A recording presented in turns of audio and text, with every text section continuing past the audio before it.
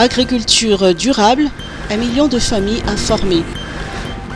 Une délégation présidentielle conduite par le président André Rajoelina et son épouse ont effectué hier une visite du site pilote dédié à la technique agricole zimbabwéenne, PFM Vunza, à Ambatlampitsmafuti. Cette méthode zimbabwéenne, basée sur l'agroécologie, limite l'utilisation de semences et garantit la fertilité des sols tout en ayant de meilleurs rendements. Le site pilote d'Ambatlampitsmafuti, d'une superficie de 5000 m², est loti en 4 parcelles de 624 m², destinées à la culture en rotation du mukuna, du maïs, du riz et du soja. Depuis sa mise en place en mars 2023, cette méthode révolutionnaire a donné des résultats probants. La parcelle rizicole de 624 m² a donné une récolte de 375 kg de riz, soit une projection de 5 tonnes à l'hectare. Le chef de l'État a annoncé au cours de cette visite que la vulgarisation de la technique PFM Vunza sur tout le territoire est un projet présidentiel avec comme objectif de former 1 million de familles. Cette technique agricole sera appliquée dans le projet Akunanamiarn, dont le site pilote est à Rivuma. Lutte contre la malnutrition. Le Japon renforce son appui à la survie des enfants. Un enfant sur 2 souffre de retard de croissance dans le district d'Ansimjan. En 2020, 54% étaient atteints de malnutrition chronique. Cette situation est très alarmante et a amené le gouvernement japonais à renforcer son appui à la survie des enfants malgaches. La représentation du gouvernement japonais vient aujourd'hui de signer un accord de dons en faveur de l'ONG, Association of Medical Doctors of Asie, ou AMDA. Elle sera chargée de gérer les actions de lutte contre la malnutrition aiguë pour la 3e année consécutive à Madagascar. Cette aide contribue au projet d'amélioration de la nutrition des enfants de moins de 5 ans dans le district d'Ambujetchim.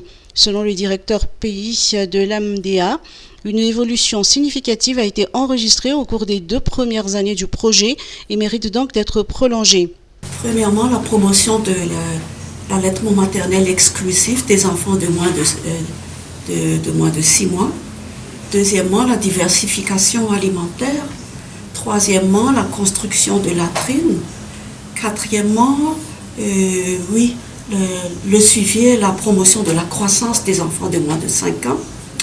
Et cinquièmement, what was the fifth? Food diversification score. Oui, le score de diversification alimentaire. Donc je vais essayer de résumer un peu ce qu'il a dit.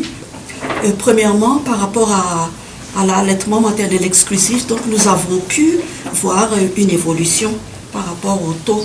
Et malheureusement, il ne se souvient pas des figures exactes, mais actuellement, nous avons fait une enquête au mois de février, une enquête de suivi des indicateurs. Donc les résultats seront connus incessamment. Et par rapport à la promotion de la diversification alimentaire, il y a aussi eu des évolutions, vu que, comme il l'a dit dans le discours, nous avons fait des distributions de kits potagers que les communautés donc ont plantés, et ce qui a contribué pas seulement à la consommation, mais aussi quand il y a un surplus, donc les communautés peuvent vendre et peuvent acheter d'autres aliments. Par rapport au suivi et promotion de la croissance, nous ne faisons pas directement le suivi et la promotion de la croissance des enfants, mais il y a dans nos sites d'intervention donc des sites de l'Office national de nutrition, des sites communautaires qui font cette activité. Et le score de diversification alimentaire, concerne la consommation des variétés d'aliments et la fréquence des repas. Donc il y a eu aussi une évolution. Son Excellence M. Abe Kuji, ambassadeur du Japon, a réitéré qu'outre cet appui à l'ONG AMDA, le Japon contribue également au soutien apporté par le PAM, l'UNICEF et la FAO pour la lutte contre la faim et la malnutrition.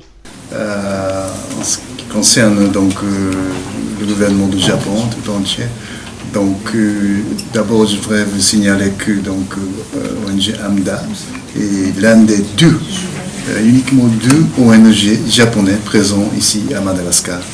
L'autre étant Save the Children Japan, je pense, qui travaille dans la région sud-est de Madagascar, suite aux dégâts du cyclone il y a 2 ans, je pense. Mais comme je vous ai évoqué, donc le Japon finance aussi des divers projets par des agences onusiennes, UNICEF, PAM, FAO, etc. Et à part de cela, donc il y a deux femmes, 2 jeunes volontaires japonaises qui travaillent pour améliorer la condition de nutrition dans d'autres régions. Notons qu'Analamang est une des régions ayant un taux élevé de malnutrition à Madagascar. 7e édition du Salon des bons plans tourisme, plus de 7650 visiteurs en 3 jours. Le rideau est tombé sur la 7e édition du Salon des bons plans tourisme au Tsena Benfiza-Antan qui s'est déroulé du 15 au 17 mars au jardin d'Antananarivo. L'événement qui ambitionne de développer le tourisme national et d'appuyer les opérateurs touristiques formels a drainé plus de 7650 visiteurs, notamment ceux en quête de bons plans pour les vacances de Pâques. Ils sont venus découvrir les offres proposées par les 27 exposants constitués notamment d'offices régionaux du tourisme, de tour opérateurs spécialisés dans les voyages sur mesure et d'établissements hôteliers. D'autres événements pour promouvoir la destination Madagascar sont prévus prochainement, notamment le Nusi Bora Jazz Festival à la fin de ce mois.